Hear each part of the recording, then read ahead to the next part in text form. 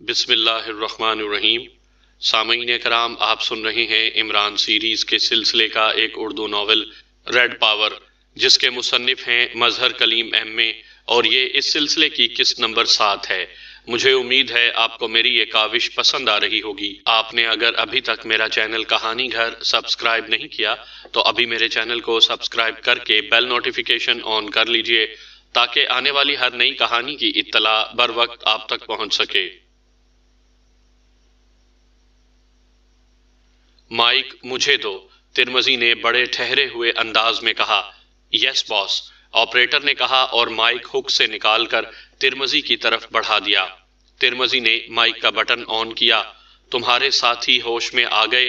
اب میرے خیال میں سیکرٹ سروس کا بقایا یہی کچھ ہوگا جو اس وقت شوٹنگ روم میں موجود ہے، کیونکہ تمہارے باقی ساتھی تو ساجان سینٹر میں ختم ہو چکے ہیں، اور اب تم بھی اپنے آخری سانس لے لو، کیونکہ اب میرا ہاتھ تم پر موت وارد کرنے والے بٹن کی طرف بڑھ رہا ہے، اور پھر جیسے ہی میں بٹن دباؤں گا، شوٹنگ روم میں موجود سینکڑوں مشین گنیں چاروں طرف سے تم پر گولیوں کی بارشیں شروع کر دیں گی اور تمہارے جسموں کے چیتھڑے اڑ جائیں گے۔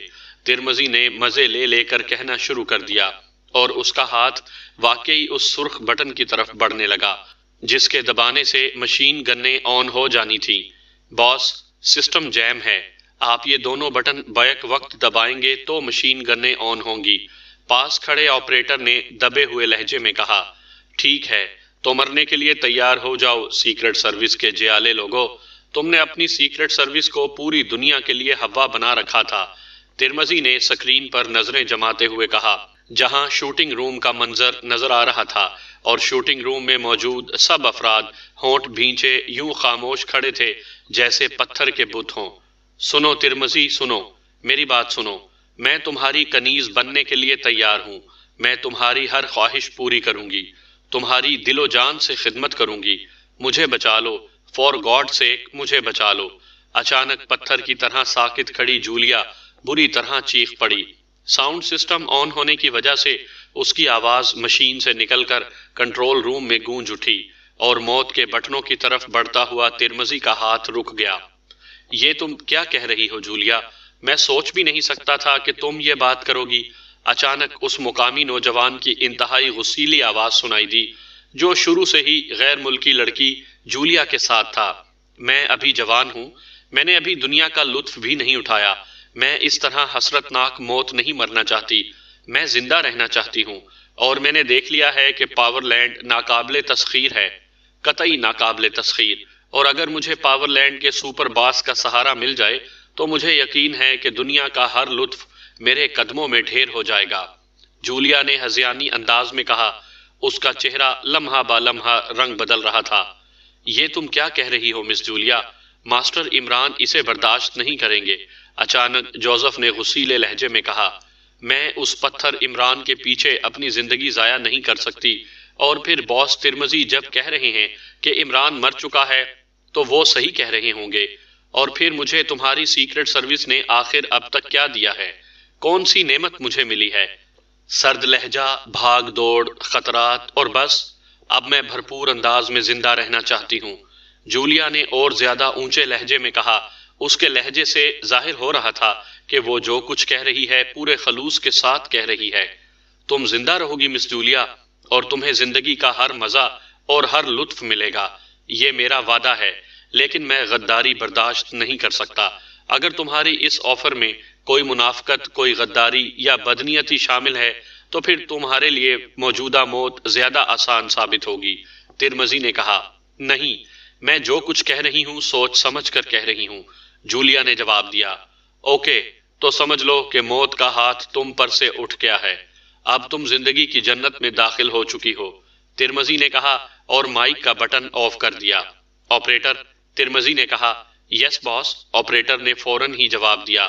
ایشلم گیس شوٹنگ روم میں داخل کرو تاکہ یہ سب بے ہوش ہو جائیں، اس کے بعد اس لڑکی کو وہاں سے نکال کر واپس لیبارٹری پہنچا دو، اور باقی افراد کو گولیوں سے بھون ڈالو۔ ترمزی نے کرسی سے اٹھتے ہوئے کہا، سر، آپ ان کی موت کا نظارہ نہیں دیکھیں گے؟ گارنر نے ادب سے کہا۔ وہ واپس آ کر آپریٹر کے ساتھ کھڑا ہوا تھا۔ او نہیں، میں اب ان کی موت کا جشن اس لڑکی کے ساتھ مل کر مناؤں گا۔ ترمذی نے کہا۔ اس کی آنکھوں میں چمک ابھر آئی تھی اور گارنر نے سر ہلا دیا۔ سنو، ہر کام انتہائی احتیاط سے کرنا، یہ لوگ بے حد خطرناک ہیں۔ ترمذی نے گارنر کو سمجھاتے ہوئے کہا۔ آپ بے فکر رہیں باس، آپ کے حکم کی حرف بہ حرف تعمیل ہوگی۔ گارنر نے سر جھکاتے ہوئے جواب دیا اور ترمذی عجیب سے انداز میں سر ہلاتا ہوا بیرونی دروازے کی طرف بڑھ گیا۔ اس کے ذہن میں اس وقت جولیا کا خوبصورت سراپا گھوم رہا تھا اور نہ جانے کیا بات تھی کہ جب سے جولیا نے اس سے وفاداری کا اعلان کیا تھا، ترمذی کو سوائے جولیا کے باقی کسی بات سے کوئی دلچسپی ہی نہ رہی تھی۔ اس کا دل یکسر ہر چیز سے ہٹ گیا تھا۔ وہ تو بس اب اتنا چاہتا تھا کہ فوری طور پر جولیا اس کے پاس پہنچ جائے۔ باقی افراد کے جسموں کے چیتڑے کیسے اڑتے ہیں اور وہ کس طرح مرتے ہیں، اب اسے اس سے کوئی دلچسپی نہ رہی تھی۔ حالانکہ پہلے وہ بڑے شوق سے یہ نظارہ دیکھنا چاہتا تھا، لیکن اب وہ یہ سوچ رہا تھا کہ بہرحال انہوں نے مرنا تو ہے ہی۔ جب بیک وقت سینکڑوں گولیاں ان کے جسموں میں پیوست ہوں گی تو بس پلک جھپکنے میں سب کچھ ختم ہو جائے گا، پھر دیکھنے کو کیا رہ جائے گا۔ اس لیے اب وہ مردہ جسموں کے ٹکڑے دیکھنے کے بجائے جیتی جاگتی اور زندگی سے بھرپور جولیا کو دیکھنا چاہتا تھا۔ حالانکہ ترمذی پوری دنیا گھوم چکا تھا اور اس کے لیے کسی بھی لڑکی یا عورت کا حصول کبھی کوئی مسئلہ نہیں رہا تھا، لیکن نہ جانے کیا بات تھی کہ وہ جولیا کی شخصیت میں ایک عجیب سحر انگیز کشش محسوس کر رہا تھا، ایک انوکھی اور عجیب سی کشش جسے وہ صرف محسوس کر سکتا تھا، الفاظ میں بیان نہیں کر سکتا تھا۔ یہی وجہ تھی کہ جولیا کے اس کی وفاداری کی حامی بھرتے ہی اس کا دل مسرت کی پرجوش لہروں سے بھر گیا تھا اور اس کے نزدیک باقی ہر چیز کی کشش ختم ہو چکی تھی۔ مس جولیا، کیا یہ بہتر نہیں ہے کہ ہم خود ہی تمہارا گلا گھونٹ دیں؟ کم از کم میں تو یہ برداشت نہیں کر سکتا جو کچھ تم چاہ رہی ہو۔ چوہان نے بری طرح دانت پیستے ہوئے کہا۔ اس کا چہرہ غصے کی شدت سے سرخ پڑ رہا تھا اور اس کی آنکھوں سے شعلے نکل رہے تھے۔ تم خاموش رہو، ہر شخص کو اپنی زندگی کا فیصلہ خود کرنے کا حق ہے۔ تمہارا کیا مطلب ہے میں یہاں گولیوں کا شکار ہو کر ختم ہو جاؤں؟ بے رنگ اور بنجر زندگی کا بے رنگ اور بنجر خاتمہ؟ جولیا نے اسے تقریباً جھڑکتے ہوئے کہا۔ مس جولیا، آخر چکر کیا ہے؟ کچھ ہمیں بھی تو پتا چلے، خاور نے مداخلت کرتے ہوئے کہا، کیونکہ اسے تو سرے سے ہی اس چکر کی الف بے کا بھی علم نہیں تھا۔ اور چوہان نے مختصر الفاظ میں ترمذی اور اس کے ارادوں کے متعلق بتا دیا۔ او مس جولیا، ایسا ہونا ناممکن ہے۔ موت تو بہرحال آنی ہے، لیکن اس بغیرتی کی زندگی سے موت زیادہ بہتر ہے۔ خاور کا لہجہ بھی یک لخت سخت ہو گیا اور اس کے ساتھ آنے والے صدیقی اور نعمانی کی آنکھوں میں سے بھی غصے کا اظہار ہونے لگا۔ سنو، میری بات سنو، اگر تم زندہ بچ جاؤ اور یہاں سے نکل جاؤ تو عمران اور چیف باس کو میرا آخری سلام دے دینا۔ جولیا نے یک لخت آگے بڑھ کر چوہان کا ہاتھ پکڑتے ہوئے ملتجیانہ لہجے میں کہا۔ چوہان نے پہلے تو ایک جھٹکے سے اپنا ہاتھ چھڑانا چاہا، لیکن دوسرے لمحے وہ چونک پڑا کیونکہ جولیا نے عجیب سے انداز میں اس کا ہاتھ دبایا تھا، جیسے وہ اسے کوئی مخصوص اشارہ کر رہی ہو، اور اس کے ساتھ ہی جولیا کی پلکیں تیزی سے جھپکنے لگیں۔ چوہان اسے غور سے دیکھ رہا تھا، جبکہ باقی ساتھی چوہان کو حیرت سے دیکھ رہے تھے، جس کا غصے سے آگ کی طرح تپا ہوا چہرہ یک لخت نرم پڑ گیا تھا۔ ٹھیک ہے مس جولیا، تمہاری مرضی، ہم کیا کہہ سکتے ہیں؟ چوہان نے یک لخت نعمانی اور خاور کی طرف مڑتے ہوئے کہا، اور اس کے ساتھ ہی اس کے پلکیں تیزی سے جھپکنے لگیں۔ وہ آئی کوڈ میں بات کر رہا تھا۔ اوکے ٹھیک ہے چوہان، نعمانی نے دھیرے سے مسکراتے ہوئے جواب دیا۔ وہ ساری بات سمجھ گیا تھا۔ جولیا نے انہیں بتایا تھا کہ وہ یہاں سے نکلنے اور فوری موت سے بچنے کے لیے یہ ڈرامہ کھیل رہی ہے، اور چونکہ ان کی آوازیں دوسری طرف سنی جا رہی ہیں، اس لیے وہ زبان سے ایسی بات نہیں کر سکتی۔ جوزف اور جوانا دونوں ایک طرف بے تعلق سے ہو کر کھڑے تھے۔ ان دونوں کی نظریں ان کے بجائے کمرے کی دیوار کو ٹٹول رہی تھی، لیکن کمرے میں ہر طرف چھت سے لے کر فرش تک صرف مشین گنوں کی نالیں ہی جھلک رہی تھی اور کچھ بھی نہیں تھا۔ سنو باس ترمذی، میری بات سنو، مجھے یہاں سے فوراً نکالو، میں اب ان لوگوں سے بچ کر رہنا چاہتی ہوں۔ اچانک جولیا نے چیختے ہوئے کہا۔ باس ترمذی جا چکے ہیں، میں گورنر بول رہا ہوں، ان کا نائب۔ آپ صرف چند لمحے ٹھہر جائیں، ہم آپ کو ابھی باہر نکال لیتے ہیں۔ اچانک کمرے میں ایک اجنبی سی آواز سنائی دی۔ کیسے؟ مجھے بتاؤ، اور سنو، میرا دل بے حد کمزور ہے، ایسا نہ ہو کہ تم کوئی ایسی حرکت کرو کہ اچانک سونے کی وجہ سے میرا ہارٹ فیل ہو جائے۔ جولیا نے بری طرح گھبرائے ہوئے لہجے میں کہا۔ کوئی ایسی بات نہیں، ہم صرف باس ترمزی کے احکامات کی تعمیل کر رہے ہیں۔ ابھی چند لمحوں بعد ایشلم گیس شوٹنگ روم میں چھوڑ دی جائے گی، جس سے تم سب بے ہوش ہو جاؤ گے۔ اس کے بعد تمہیں باہر نکال کر باس ترمزی کے پاس پہنچا دیا جائے گا اور تمہارے باقی ساتھیوں کو اسی بے ہوشی کے عالم میں شوٹ کر دیا جائے گا۔ میرا آدمی ایشلم گیس کا کیپسول فٹ کر رہا ہے، بس صرف چند لمحوں کی دیر ہے۔ گارنر کی تیز آواز سنائی دی۔ ایشلم گیس؟ ارے وہ تو اعصاب پر اثر انداز ہو جاتی ہے، ایسا نہ ہو کہ میں ہوش میں آ کر پاگل ہو جاؤں، جولیا نے کہا۔ اس کا لہجہ ہی یکسر بدل گیا تھا۔ وہ گارنر سے اس لہجے میں بات کر رہی تھی جیسے گارنر اس کا براہ راست ماتحت ہو۔ ایسی کوئی بات نہیں، یہ بے ضرر گیس ہے اور میں اس کی معمولی مقدار چھوڑوں گا، صرف چند لمحوں کے لیے، بس اتنی دیر کے لیے آپ کو بے ہوش کرنا مقصود ہے کہ آپ کو شوٹنگ روم سے باہر نکالا جا سکے۔ گارنر نے جواب دیا۔ اپنے سانس بند کر لینا، جب یہ لوگ مجھے نکالنے کے لیے اندر آئیں ہم ان پر پل پڑیں گے۔ اچانک جولیا نے بڑبڑانے کے سے انداز میں اردو میں بات کرتے ہوئے کہا۔ اس کا لہجہ اتنا آہستہ تھا کہ اگر گارنر یا اس کا کوئی ساتھی اردو زبان سمجھتا بھی ہوگا تو آواز اس تک نہ پہنچ سکے گی، اور اس کی بڑبڑاہٹ سنتے ہی اس کے ساتھیوں نے سر ہلا دیے، جبکہ جوزف اور جوانا دونوں یک لخت چونک کر جولیا کی طرف دیکھنے لگے۔ وہ تو شاید اب تک یہی سمجھ رہے تھے کہ جولیا بغاوت اور غداری کر رہی ہے، اور جولیا نے ان دونوں کو اس طرح چونکتے دیکھ کر مسکراتے ہوئے آنکھ کا اشارہ کیا تھا۔ جوزف اور جوانا دونوں کے چہرے یک لخت کھل اٹھے۔ وہ جولیا کے اس فکرے سے ہی جولیا کا سارا ڈرامہ سمجھ گئے تھے۔ جلدی کرو، گیس فائر کرو، دیر مت کرو۔ اچانک گارنر کی آواز کمرے میں سنائی دی۔ وہ کسی اور سے بات کر رہا تھا، شاید مائک کا بٹن آن رہ گیا تھا اور گارنر اسے بند کرنا بھول گیا تھا۔ اس کے ساتھ ہی کمرے میں موجود سب ساتھیوں نے سانس روک لیے۔ دوسرے لمحے کھٹکا سا ہوا اور پھر کمرے کی چھت سے جیسے نیلے رنگ کی گیس کا غبار سا نکلا اور تیزی سے کمرے میں پھیلتا چلا گیا۔ اس کے ساتھ ہی وہ سب اس طرح فرش پر گرنے لگے جیسے زہریلی دوا چھڑکانے سے کیڑے مکوڑے فرش پر گرتے ہیں۔ ٹیڑے میڑے انداز میں ان کے ہاتھ پیر مڑ گئے تھے اور آنکھیں اوپر کو چڑھ گئی تھیں۔ نیلے رنگ کی گیس کا غبار چند ہی لمحوں میں واپس سمٹ کر چھت میں غائب ہو گیا اور فضا صاف ہو گئی۔ اسی لمحے ایک سائیڈ سے فرش تیزی سے ایک طرف ہٹا اور دو مسلح افراد اندر داخل ہوئے۔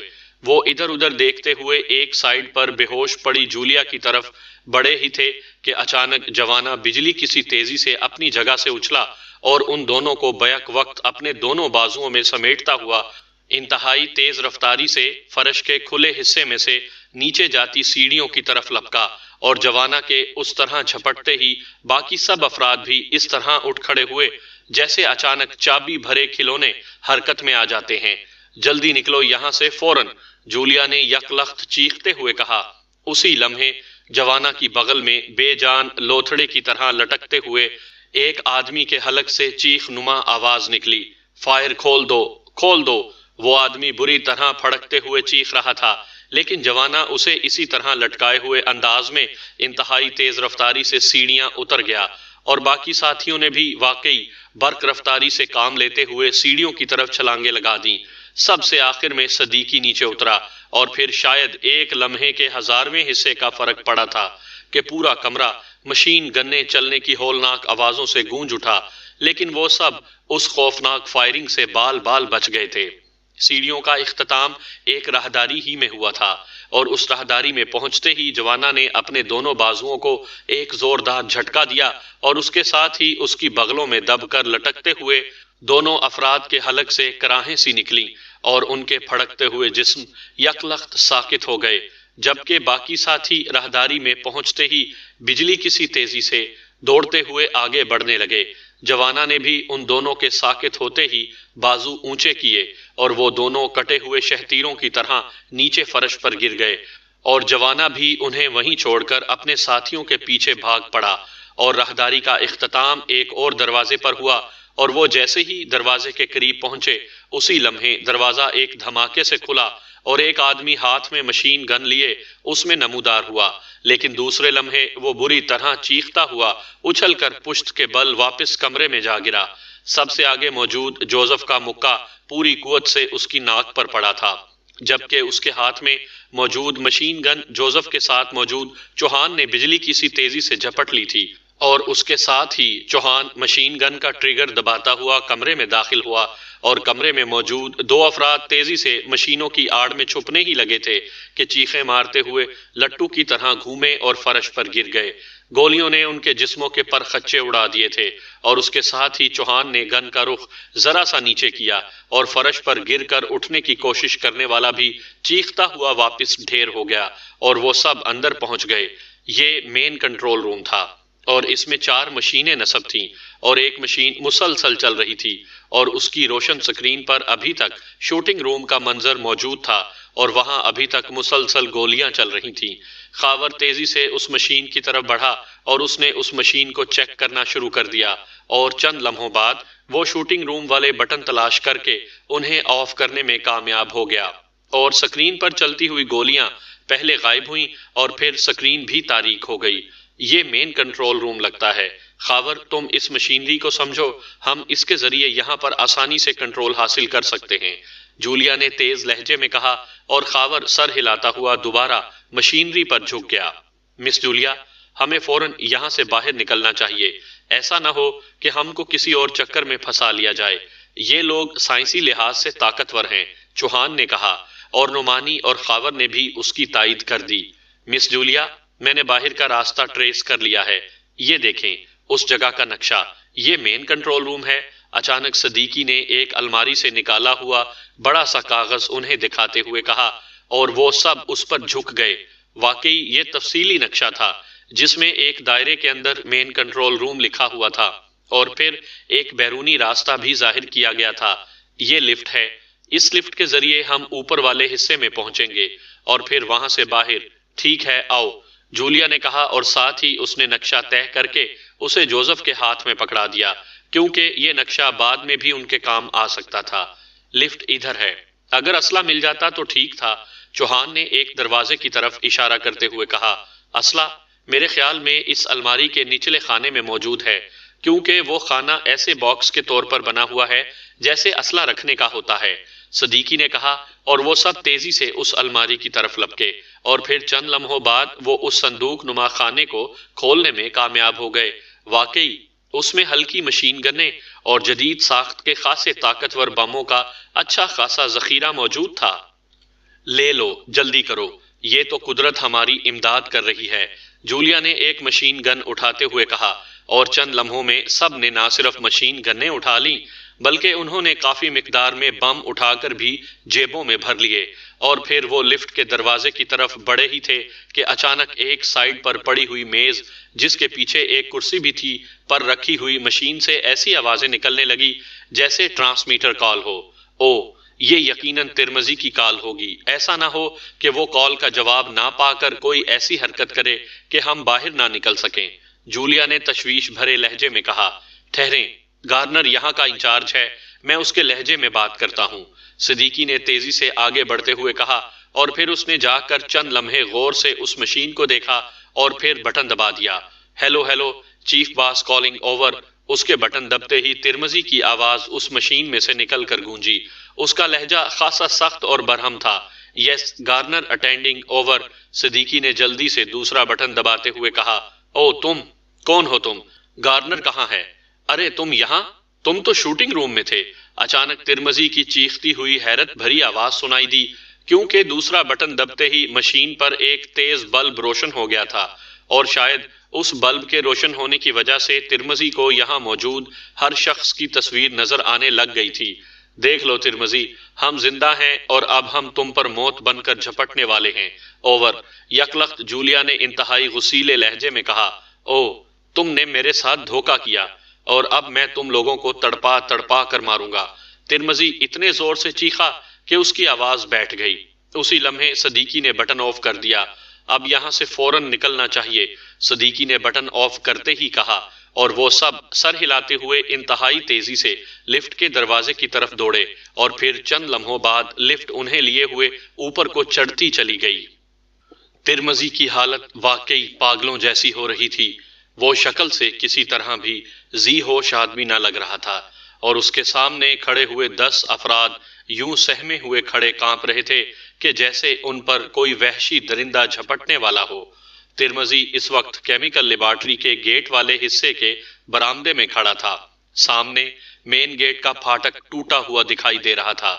تم اتنے افراد یہاں موجود ہو اور وہ سب پھر بھی یہاں سے نکل گئے، بتاؤ، جواب دو، یہ کیسے ہوا، کیوں ہوا، بولو۔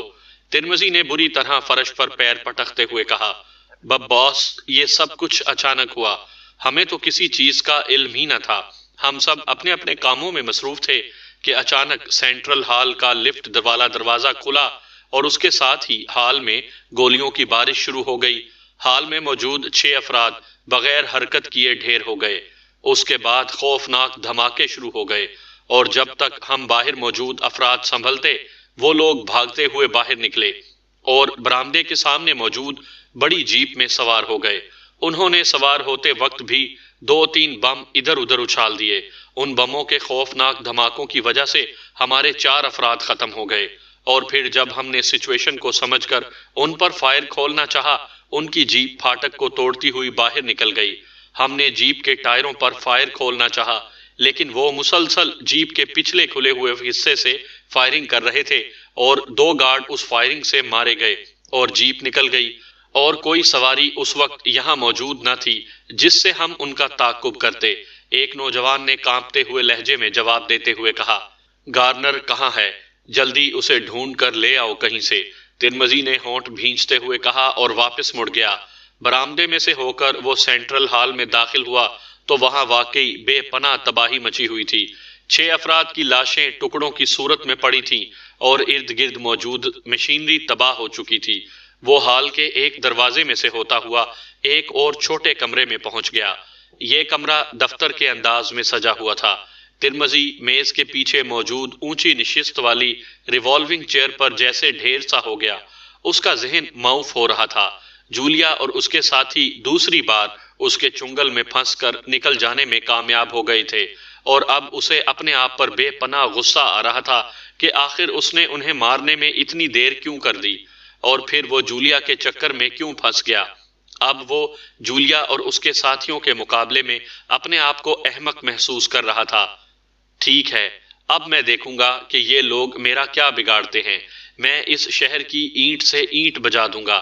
ترمزی نے سامنے موجود میز پر زور سے مکہ مارتے ہوئے کہا۔ اسی لمحے دروازہ کھلا اور وہی نوجوان جس نے باہر برآمدے میں سے رپورٹ دی تھی اندر داخل ہوا۔ اس کے کاندھے پر ایک اور آدمی لدا ہوا تھا۔ یہ شوٹنگ روم کی راہداری میں بے ہوش پڑے تھے باس۔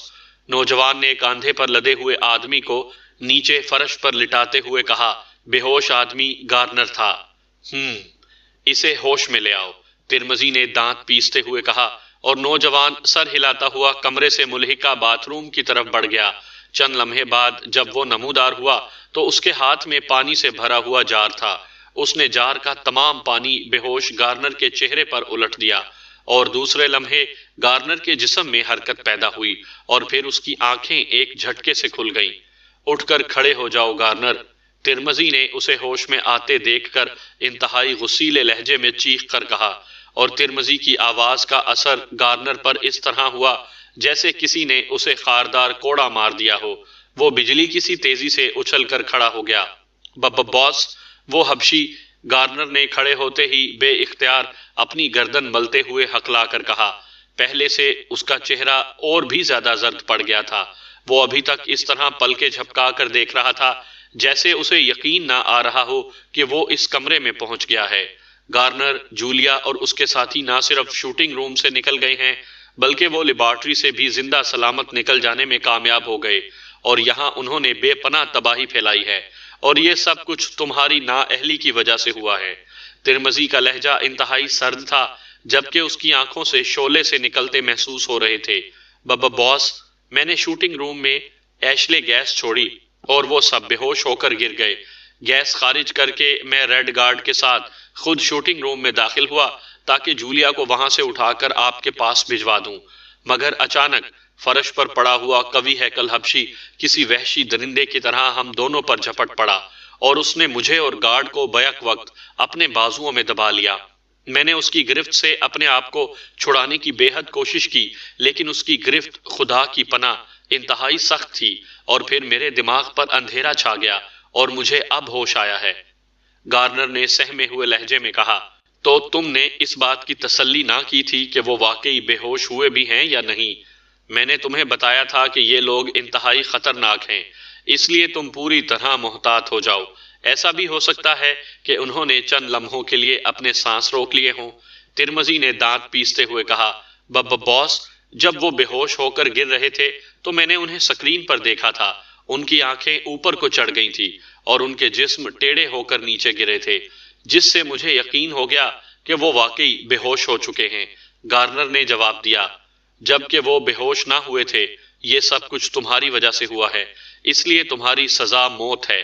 ترمزی نے ہونٹ بھینچتے ہوئے کہا، اور اس کے ساتھ ہی اس کا ہاتھ میز کے نیچے سے اوپر آیا اور دوسرے لمحے اس کے ہاتھ میں پکڑے ہوئے چھوٹے سے ریوالور سے دھماکہ ہوا اور ساتھ ہی گارنر چیخ مار کر پشت کے بل زمین پر جا گرا۔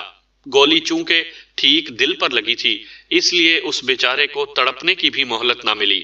جیمز، ترمزی نے ساتھ کھڑے نوجوان سے مخاطب ہو کر کہا۔ یس باس، نوجوان نے سہمے ہوئے لہجے میں جواب دیا۔ اس کا رنگ زرد پڑ گیا تھا۔ سنو، اب میں مستقل لیبارٹری میں رہوں گا، اور لیبارٹری کا اس کیمیکل فیکٹری سے بظاہر کوئی تعلق نہ ہوگا۔ صرف مخصوص راستے سے S3 کیمیکل کی سپلائی جو اس فیکٹری میں تیار ہو رہا ہے، خفیہ طور پر لیبارٹری کو سپلائی کیا جاتا رہے گا تاکہ لیبارٹری کا کام مکمل ہو سکے۔ اور اب تم مکمل طور پر اس پوری کیمیکل فیکٹری کے انچارج ہوں گے۔ یہاں سے ایسے سب نشانات بالکل صاف کروا دو جس سے اس کا تعلق مجھ سے ثابت ہو سکے، اور تمام تباہ شدہ سامان ہٹا دیا جائے، حالت ٹھیک ٹھاک کر دی جائے، اور اگر حکومت کی کوئی ریڈنگ پارٹی یہاں آئے تو اسے اس طرح ڈیل کیا جائے جیسے عام حالات میں کیا جاتا ہے، اور انہیں مکمل طور پر مطمئن کر دیا جائے کہ عام کیمیکل فیکٹری ہے اور ابھی زیر تعمیر ہے۔ نچلے خصوصی تہ خانے بند کر دیے جائیں اور یہ لفٹ ہٹا دی جائے جس سے ان تہ خانوں میں جایا جا سکتا ہے۔ اس جگہ کو باقاعدہ پر کر دیا جائے، نہ ہی اس کے قطن کوئی آثار نظر آنے چاہیے۔ ترمزی نے پوری تفصیل سے ہدایات دیتے ہوئے کہا۔ یس باس، حکم کی تعمیل ہوگی باس، جیمز نے سر جھکاتے ہوئے جواب دیا۔ اور سنو، سب کو اچھی طرح سمجھا دینا، کوئی ایسی حرکت نہ کی جائے جس سے وہ لوگ مشکوک ہو سکیں۔ ترمزی نے کرسی سے اٹھتے ہوئے کہا، اور پھر تیز تیز قدم اٹھاتا ایک سائیڈ کے دروازے کی طرف بڑھ گیا۔ اب میں اس وقت یہاں سے نکلوں گا جب میں اس پورے دارالحکومت کو جلا کر راکھ کر دینے کی قوت حاصل کر لوں گا، پھر میں دیکھوں گا کہ یہ لوگ کس طرح میرے مقابل آتے ہیں۔ ترمزی نے خفیہ سرنگ کے آغاز میں اپنی مخصوص گاڑی کی طرف بڑھتے ہوئے بڑبڑا کر کہا، اور چند لمحوں بعد اس کی گاڑی سرنگ میں انتہائی تیز رفتاری سے دوڑتی ہوئی لیبارٹری کی طرف بڑھی جا رہی تھی۔